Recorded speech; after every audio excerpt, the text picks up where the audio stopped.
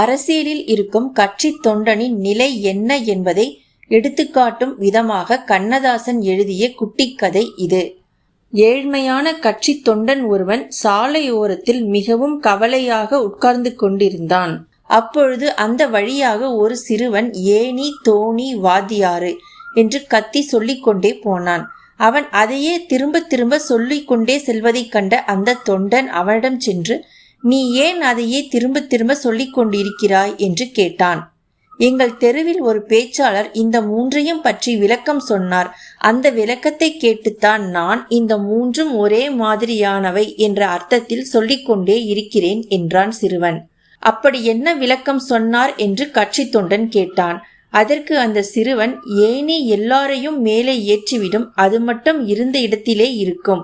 தோணி எல்லாரையும் கரை சேர்த்துவிட்டு தான் மட்டும் பழைய மாதிரியே இருக்கும்.